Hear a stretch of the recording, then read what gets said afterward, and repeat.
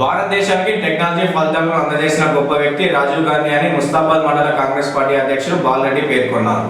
రాజీవ్ గాంధీ వర్ధంతి సందర్భంగా ముస్తాబాద్ మండల కేంద్రంలోని రాజీవ్ గాంధీ విగ్రహానికి పూలమాలలు వేసి ఘనంగా నివాళులర్పించారు.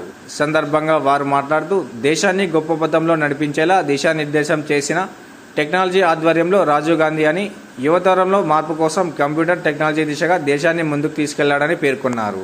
అంతేకాకుండా యువత భాగస్వామ్యం దేశానికి అవసరమని 18 సంవత్సరాలకే ఓటు హక్కు కల్పించిన నేతని విశేషంగా కొనియాడుతూ ఆయన ఆశయ సాధన కోసం ప్రతి ఒక్కరూ ముందుకు వెళ్లాలని అన్నారు. కార్యక్రమంలో కాంగ్రెస్ పార్టీ పట్టణాధ్యక్షులు గజ్జల రాజు, పోత్కల్ మార్కెట్ కమిటీ చైర్మన్ తలారి రాణి నరసింహులు, జిల్లా ప్రధాన కార్యదర్శి పెద్దిగారి శ్రీనివాస్, కొండం రాజిరెడ్డి, కిషన్ రావు, మహిళా విభాగం అధ్యక్షురాలు వనిత, అంజన్ రావు, శ్రీనివాస్ గౌడ్, బాలరెడ్డి, మల్లేశం తదితరులు ఉన్నారు.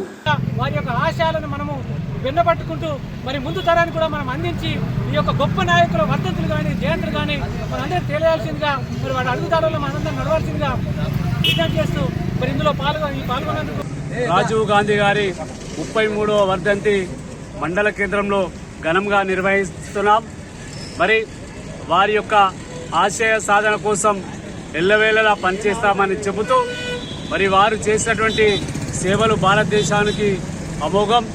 మరి అప్పటి ప్రధానమంత్రి శ్రీమతి ఇందిరాగాంధీ మరణం తర్వాత మరి దేశానికి ప్రధానమంత్రి కావాలి అని చెప్పి మరి దేశానికి తన సేవలు అందించడానికి ముందుకొచ్చిన గొప్ప వ్యక్తి రాజీవ్ గాంధీ గారు.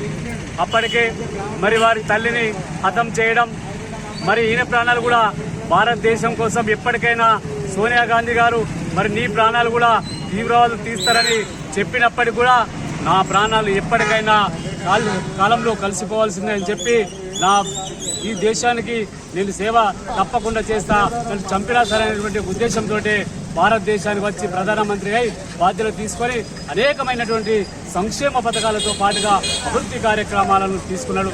మరి ఇలా భారతదేశంలో ఉన్నటువంటి యువత అందరికీ కూడా 18 సంవత్సరాలకి ఓటుకు హక్కు కల్పించినటువంటి గొప్ప గనుడు శ్రీమతి రాజీవ్ గాంధీ గారు అని చెప్పి తెలియజేస్తున్నాం. అదేవిధంగా ఇవాళ సెల్ ఫోన్ మాట్లాడుతున్నామంటే, టెలికాం రంగాన్ని మరి ఇలా టీవీలు చూస్తున్నామంటే ఆయన యొక్క ఆలోచన విధానమే ఇలా ఇంప్లిమెంటేషన్ అయిన తర్వాత ఇలా ఆధునికత సంకేతాలు వచ్చి ఇలా మనం భారతదేశం ప్రపంచంలోనే ముందుందామని చెప్పి తెలియక తప్పదని చెప్పి తెలియజేస్తా ఉన్నాను. మరి వారి యొక్క ఆశయ సాధన కోసం మేమందరం కూడా కలిసికట్టుగా పనిచేస్తాం.